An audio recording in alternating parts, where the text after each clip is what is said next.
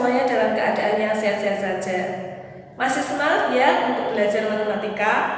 Nah, untuk hari ini kalian akan masuk pada materi bab kedua, yaitu tentang himpunan. Nah, nanti ada konsep himpunan, relasi himpunan, operasi himpunan, itu yang akan kalian pelajari. Nah, untuk hari ini kalian akan belajar konsep himpunan. Apa itu himpunan? Bagaimana cara menyajikan himpunan akan kita pelajari hari ini. Jangan lupa siapkan juga modul kalian. Seperti biasa, nanti kalian bisa mengisi, melengkapi isian-isian yang ada di modul sesuai dengan video pembelajaran kita hari ini. Baik, kita mulai saja. Selamat belajar, selamat menyaksikan video pembelajaran. Tujuan dari pembelajaran kita hari ini adalah yang pertama, supaya kalian dapat menyatakan masalah sehari-hari dalam bentuk himpunan dan mendata anggotanya. Yang kedua, supaya kalian dapat menyebutkan anggota dan bukan anggota himpunan. Dan yang ketiga, supaya kalian dapat menyajikan suatu himpunan. Mengapa sih kalian perlu mempelajari himpunan? Nah, coba perhatikan gambar berikut ini. Gambar ini menunjukkan benda-benda yang ada di langit.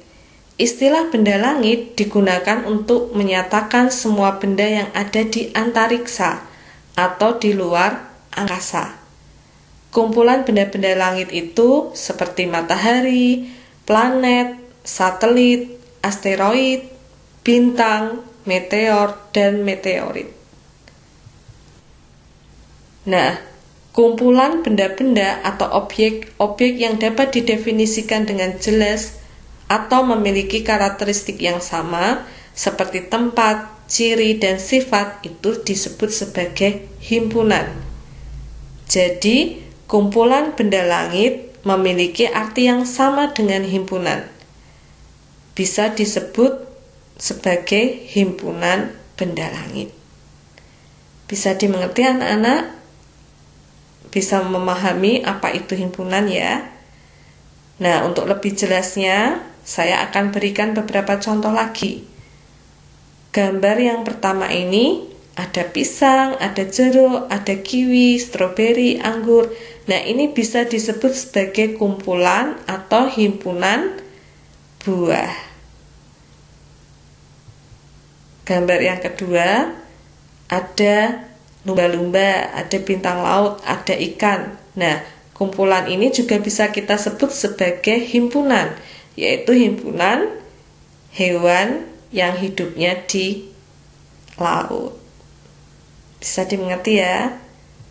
Nah, kalau gambar yang ketiga ini, ada hewan-hewan yang makanannya rumput atau disebut sebagai hewan herbivora. Bisa juga disebut himpunan hewan herbivora.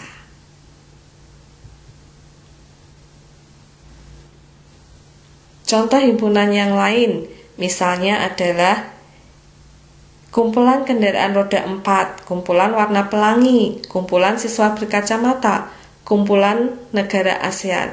Nah, ini bisa disebut sebagai himpunan karena definisinya jelas, memiliki karakteristik yang sama. Jadi kita bisa menyebutkan anggotanya.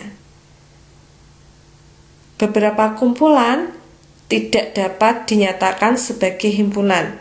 Contohnya yang bukan himpunan. Misalnya, kumpulan siswa pandai, kumpulan mobil bagus, kumpulan siswa tinggi, kumpulan lukisan indah. Sifat pandai, bagus, tinggi, indah ini memiliki nilai yang berbeda. Penilaian tergantung setiap subjek yang menilainya. Nah, kalau kumpulan siswa pandai, setiap orang pasti berbeda-beda tingkat kepandaiannya, sehingga karakteristiknya tidak jelas, bukan disebut sebagai himpunan. Mobil bagus. Nah, setiap orang punya pendapat masing-masing. Bagusnya seperti apa? Nah, ini berarti tidak bisa disebut sebagai himpunan. Kumpulan siswa tinggi. Nah, tinggi ini batasnya seberapa? Karena tidak ada batasnya, tidak jelas definisi setiap subjek atau setiap orang itu berbeda-beda tentang tinggi badan, maka tidak bisa disebut sebagai himpunan. Begitu juga dengan lukisan indah. Indahnya seberapa? Setiap orang punya pendapat masing-masing. Jadi, memiliki definisi yang tidak jelas, sehingga bukan merupakan himpunan. Bisa dimengerti anak-anak perbedaan antara himpunan dan bukan himpunan? Bisa ya?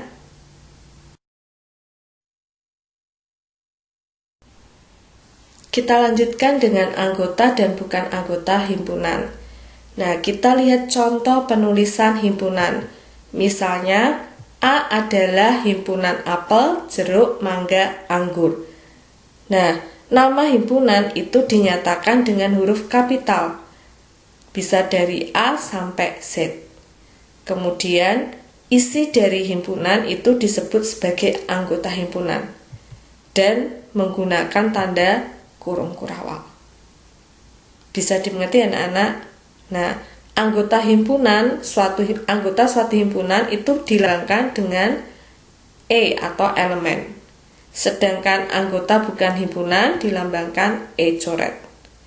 Jadi, apel, jeruk, mangga, anggur bisa kita tuliskan apel anggota himpunan A, jeruk anggota himpunan A, mangga anggota himpunan A, anggur anggota himpunan A. Cara penulisannya seperti itu. Bisa dimengerti anak-anak?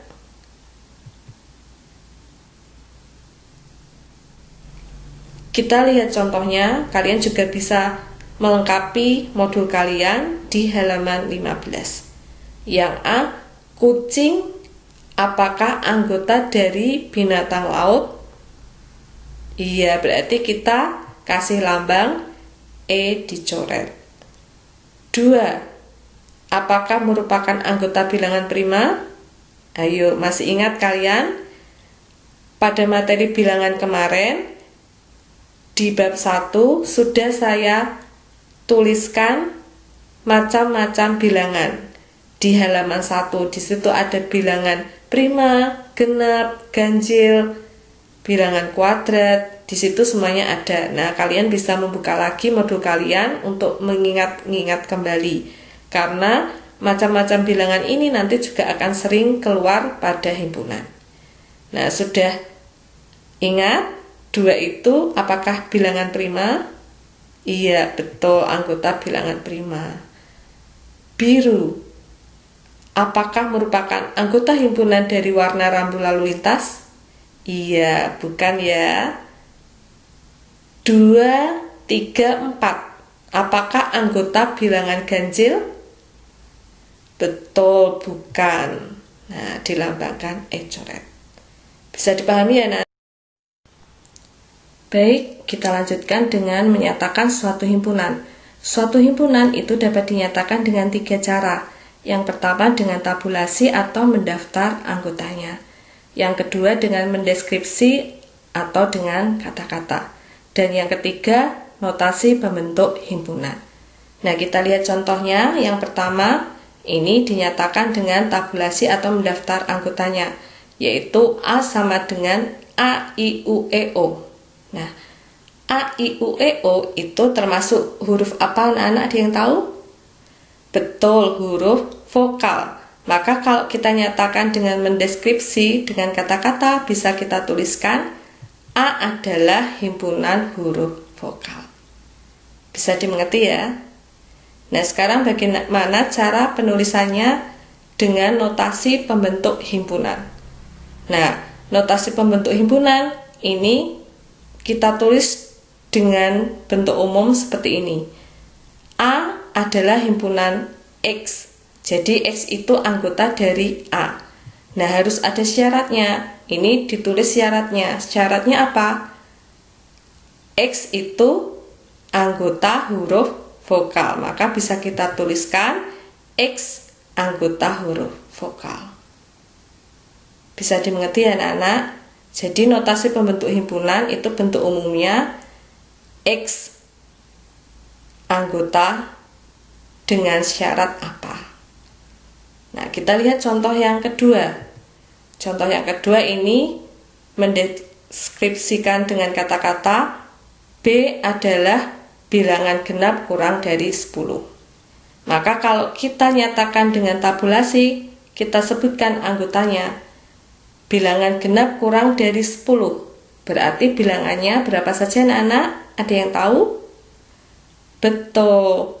2, 4, 6, 8. Nah, seperti ini. Bagaimana dengan cara notasi pembentuk himpunan? Nah, kita tulis dulu ya. Bentuk umumnya berarti B sama dengan X. Nah, kemudian ini syaratnya di sini apa? Syaratnya adalah bilangan genap kurang dari 10. Maka bisa kita tuliskan dengan menggunakan lambang kurang dari. Lambang kurang dari adalah tandanya kurang. Jadi bisa kita tuliskan X kurang dari 10 dan X itu harus anggota bilangan genap. Nah, itu syaratnya. Cara penulisannya. Bisa dimengerti anak-anak? Baik, kita lanjutkan contoh yang ketiga. Nah, sekarang kalau contoh ketiga ini, yang pertama dengan notasi pembentuk himpunan. Nah, cara membacanya adalah C adalah himpunan X sedemikian, sehingga X kurang dari atau sama dengan 7. X anggota bilangan cacah. Nah, ada yang tahu ini lambang apa? Ini adalah lambang kurang dari atau sama dengan. Artinya, jika ada garis 1 di bawah, itu artinya bilangannya sampai 7. Jadi 7-nya ikut. Tapi kalau misalnya tidak ada garis di bawahnya, berarti bilangan cacahnya itu kurang dari 7. 7-nya tidak diikutkan. Bisa dimengerti ya perbedaannya. Jadi kalau ada garis bawah, garis tanda bawah, dibaca kurang dari atau sama dengan, maka bilangan 7-nya kita ikutkan. Nah, kita sebutkan anggotanya. Bilangan cacah. Ada yang tahu? Bilangan cacah itu dimulai dari, betul sekali, dimulai dari 0. Maka bisa kita tuliskan 0, 1, 2, 3, 4, 5, 6, 7. Bisa dimengerti ya anak-anak? Baik. Nah, bagaimana dengan mendeskripsi atau dengan kata-kata? Ya tinggal kita tulis aja. Berarti kalau misalnya anggotanya dari 0 sampai 7, kata-katanya bagaimana? C adalah himpunan bilangan cacah kurang dari berapa? Iya, kita sebutnya kurang dari 8. Atau bisa juga dituliskan C adalah himpunan bilangan cacah sampai 7. Seperti itu juga bisa. Bagaimana anak-anak? Bisa dipahami? Menyatakan suatu himpunan? Bisa ya? Supaya kalian lebih memahaminya lagi, saya akan berikan contoh yang lain. Nah, kalian bisa tambahkan di modul kalian. Contoh yang pertama, P adalah himpunan bilangan prima antara 11 dan 20. Nah, kalau kita nyatakan dengan mendaftar anggotanya, berarti dimulai dari bilangan berapa anak? Betul, bilangan prima ya, antara 11 berarti lebih dari 11, yaitu 13, kemudian 17, 19. Ya, jadi kita tuliskan P sama dengan 13, 17, 19.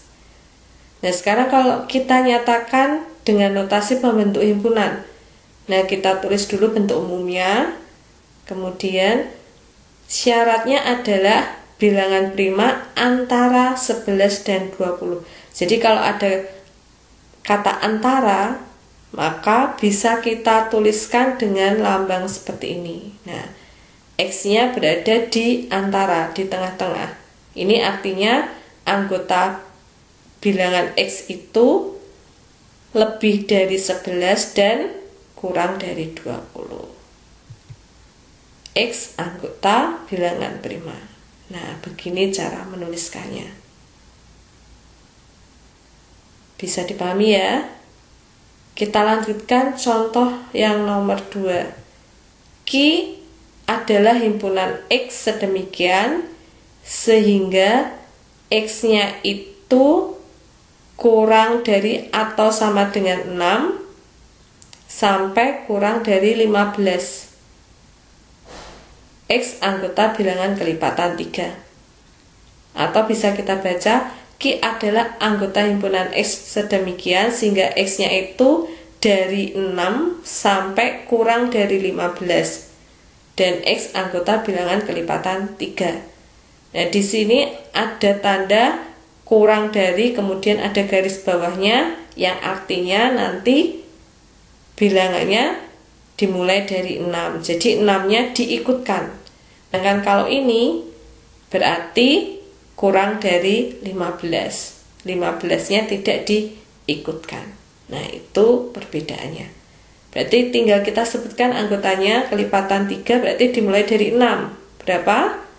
Iya 6, 9, iya 12. Bisa dimengerti ya? Baik, saya rasa pembelajaran kita hari ini sampai di sini dulu. Nah, untuk tugasnya seperti biasa nanti kalian mengerjakan soal yang ada di Google Classroom. Untuk batasnya bisa dikumpulkan paling lambat hari Sabtu besok tanggal 29 pukul 10. Nah, bagi kalian yang mungkin masih ada materi yang belum kalian pahami, kalian bisa langsung bertanya kepada saya. Bisa dimengerti ya? Baik anak-anak, saya rasa pembelajaran kita sampai di sini dulu. Jangan lupa untuk tugasnya kalian kerjakan dengan baik, kemudian dikumpulkan tepat waktu ya, jangan sampai terlambat. Sampai jumpa di pembelajaran berikutnya. Tetap semangat, selalu ceria. Tuhan Yesus memberkati kalian. Ingat, patuhi dan jadikan kebiasaan.